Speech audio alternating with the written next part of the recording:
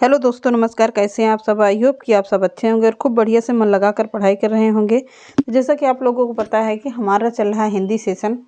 हिंदी साहित्य का प्रश्नोत्तर चल रहा है। बहुत ही इंपॉर्टेंट क्वेश्चन रहते हैं आप लोगों के लिए। तो एक एक प्रश्न को बढ़िया चुनिंदा प्रश्नों की श्रृंखला लेके आते हैं। आप लोग वीडियो की स्किप मत करिएगा और अच्छे से पूरा पढ़ा करिए, क्योंकि यहाँ से प्रश्न आप लोगों को बहुत सारे देखने को मिलेंगे। छोटी वीडियो रहती है पर प्रश्न बहुत ही अच्छे रहते हैं, जो अभी तक परीक्षा में पूछे गए हैं। जिसको पूछने की संभावना है वो तक हम प्रश्न आप लोगों तक पहुंचाते हैं। तो आप लोगों का काम क्या है? सिर्फ पढ़ना और एक प्यारी सी नोट्स बनाना, ताकि आप लोगों के भविष्य में आगे परीक्षा तक काम आ सके। तो चलिए आज का सेशन स्टार्ट करते हैं। देखते हैं आज के सेशन का पहला प्रश्न। देखते हैं, पहला प्रश्न है, आधुनिक काल में हिंदी गद्य की विधाओं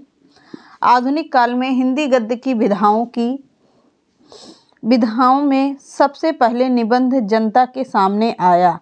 आधुनिक काल में हिंदी गद्य की विधाओं में सबसे पहले निबंध किसका आया? जनता के सामने आया था। किसके सामने आया? तो जनता के सामने आया। क्या आया था? निबंध आया था। कब आया था? आधुनिक काल की बात कर रहा है। तो आधुनिक काल में हिंदी गद्य की विधाओं में सबसे पहले निबंध जनता के सामने आया था। अगला प्रश्न है, हिंदी गद्य के आविर्भाव काल के कुछ ही वर्षों में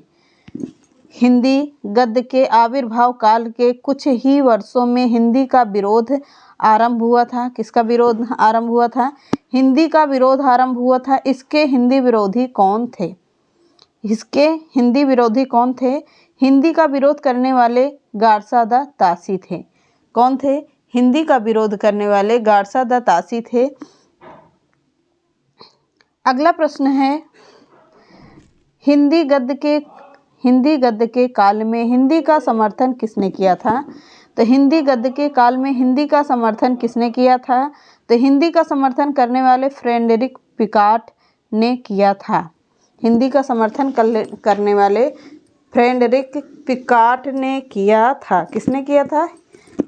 फ्रेडरिक पिकार्ट ने किया था। अगला प्रश्न है, राजा शिव प्रसाद सितारे हिंद ने किस परंपरा का शुभारंभ किया था? राजा शिव प्रसाद सितारे हिंद ने किस प्रथा का किया था? का राजा ने डी ने क्या? शिव प्रसाद यानी सितारे हिंद की बात कर रहा है। का, खा, गा, जा, फा 5 अरबी फारसी ध्वनि चिन्हों में नीचे बिंदी यानी नुक्ता लगाने की परंपरा का शुभारंभ किया था। किसने किया था? राजा शिव प्रसाद सितारे हिंद ने किया था। अगला प्रश्न है, मुंशी प्रेमचंद के हिंदी में किसकी शैली का स्पष्ट भाव है? तो मुंशी प्रेमचंद के साहित्य में किस शैली का स्पष्ट प्रभाव है? तो मुंशी प्रेमचंद के साहित्य में राजा शिव प्रसाद सितारे हिंद की शैली का प्रभाव है। अगला प्रश्न है, राजा लक्ष्मण सिंह की शैली का प्रभाव किसके साहित्य में है? तो राजा लक्ष्मण सिंह की शैली का प्रभाव किस साहित्य में है? तो राजा लक्ष्मण सिंह की शैली का प्रभाव दयानंद सरस्वती के साहित्य में सबसे ज़्यादा देखने को मिलता है। ऐसे प्रश्न पूछे जाते हैं आप लोगों से। अगला प्रश्न है, साहित्य में उर्दू व हिंदी के समर्थन में कौन थे? साहित्य में हिंदी व उर्दू के समर्थन में कौन कौन थे? साहित्य में राजा शिव प्रसाद उर्दू तथा राजा लक्ष्मण सिंह संस्कृत निष्ठ हिंदी के समर्थन में थे। आगे बढ़ते हैं, बहुत ही अच्छे प्रश्नों की श्रृंखला। अगला प्रश्न है, हिंदी क्षेत्र के पुनर्जागरण की पहली सशक्त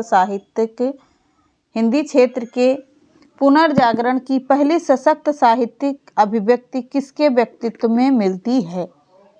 किसके व्यक्तित्व में मिलती है? पुनर्जागरण की पहली सशक्त साहित्यिक अभिव्यक्ति भारतेंदु हरिश्चंद्र के व्यक्तित्व में मिलती है। किसके? भारतेंदु हरिश्चंद्र के व्यक्तित्व में मिलती है। अगला है तदीय समाज 1873 के संस्थापक कौन हैं? तदीय समाज 1873 के संस्थापक कौन हैं? तो भारतेंदु बाबू हरिश्चंद्र हैं। कौन है? भारतेंदु बाबू हरिश्चंद्र हैं।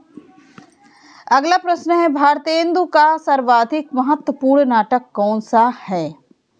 तो भारतेंदु हरिश्चंद्र का सर्वाधिक महत्वपूर्ण नाटक कौन सा है? जो जनता के विवेकहीनता का रूप प्रदर्शित करता है। किसके? जनता के विवेकहीनता का रूप प्रदर्शित करता है। यह भारतेंदु का सर्वाधिक महत्वपूर्ण अंधेर नगरी है। क्या है? यह एक नाटक है। कौन सी है? अंधेर नगरी, जो सत्ता का विवेकहीनता के रूप में प्रदर्शित करता है। अगला प्रश्न है भारतेंदु को हिंदी में साहित्य लेखन की प्रेरणा किस से प्राप्त हुई है? तो भारतेंदु के हिंदी में साहित्य लेखन की प्रेरणा किससे प्राप्त हुई है? तो भारतेंदु को हिंदी साहित्य में लेखन की प्रेरणा बांग्ला साहित्य के नए रूप से तथा अपने पूर्ववर्ती साहित्यकारों से प्राप्त हुई है। किससे? अपने पूर्ववर्ती साहित्यकारों से प्राप्त हुई है। अगला प्रश्न है भारतेंदु की राजभक्ति परक कविता कौन सी है? तो भारतेंदु की राजभक्ति परक कविता कौन सी है? तो भारतेंदु को राजभक्ति परक कविता है भारत शिक्षा। क्या है? भारत शिक्षा है। अगला प्रश्न है भारतेंदु द्वारा रचित विशेष विस्मौषधम में किसका चित्रण किया गया है? किसने रचा है यह? तो भारतेंदु ने रचा है। क्या रचा है? विशेष विस्मौषधम का चित्रण भारतेंदु के विशेष विस्मौषधम में देसी रजवाड़ों के कुचक्रपूर्ण पतितावस्था का क्या है? इसमें चित्रण किया गया है। क्लियर हुआ? आगे बढ़ते हैं।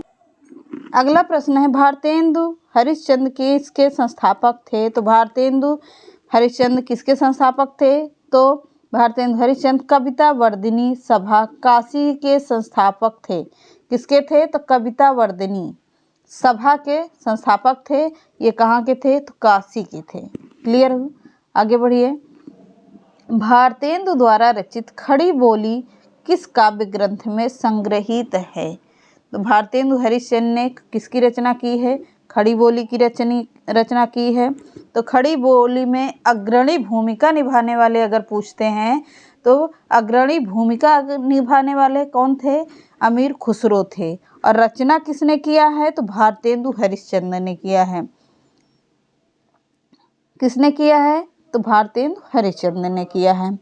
अगला है प्रश्न भारतेंदु द्वारा रचित खड़ी बोली किस काव्य ग्रंथ में संग्रहित है? भारतेंदु द्वारा रचित खड़ी बोली कविताएं फूलों के गुच्छा किसमें? फूलों के गुच्छा नामक काव्य ग्रंथ में है। किसमें? फूलों के गुच्छा नामक काव्य ग्रंथ में मिलता है। अगला प्रश्न है भारतेंदु ग्रंथावली किसका संग्रह है? तो भारतेंदु ग्रंथावली किसका संग्रह है? तो भारतेंदु ग्रंथावली है भारतेंदु की समस्या पूर्तियों का संग्रह मिलता है। आगे बढ़ते हैं। भारतेंदु का सर्वप्रथम अनुदित रचना कौन सी है? तो भारतेंदु का सर्वप्रथम अनुदित रचना कौन सी है? तो भारतेंदु की सर्वप्रथम अनुदित रचना विद्या सुंदर है। कब की है? 1868 ईस्वी की है। यह क्या है? तो यह एक नाटक है। क्या है? नाटक है। अगला प्रश्न है भारत दुर्दशा में भारतेंदु ने देसी राजाओं को क्या कहा है? तो भारत दुर्दशा में भारतेंदु ने देसी राजाओं को क्या कहा है? तो राजभ यानी गधा कहा है। राजभ का अर्थ होता है क्या? गधे का पर्यायवाची है राजभ। तो क्या कहा है? भारत दुर्दशा में यानी भारत की दुर्दशा हो रही है, इसी के ऊपर लिखा है भारतेंदु हरिश्चंद्र ने अपनी कविता क्या? भारत दुर्दशा, जिसमें भारतेंदु ने देसी राजाओं को राजभ यानी गधा कहा है। अगला प्रश्न है भारतेंदु द्वारा लिखा गया कौन से शीर्षक निबंध को हिंदी आलोचना की आधारशिला कहा गया है? क्या कहा गया है? आधारशिला कहा गया है। तो भारतेंदु द्वारा लिखा गया नाटक है। नाटक शीर्षक निबंध को हिंदी आलोचना की क्या कहा गया है? हिंदी आलोचना की क्या कहा गया? आधारशिला कहा गया है। क्या कहा गया? आधारशिला कहा गया है। तो ये रहे आज के कुछ इम्पॉर्टेंट प्रश्न। तो आप लोग नोट कर लीजिएगा और अच्छे से याद कर लीजिएगा। मिलते हैं नेक्स्ट क्लास में। चलो, चैनल पसंद आता है तो लाइक कर देना, सब्सक्राइब कर लेना और ज़्यादा से ज़्यादा लोगों को शेयर कर देना। नमस्कार।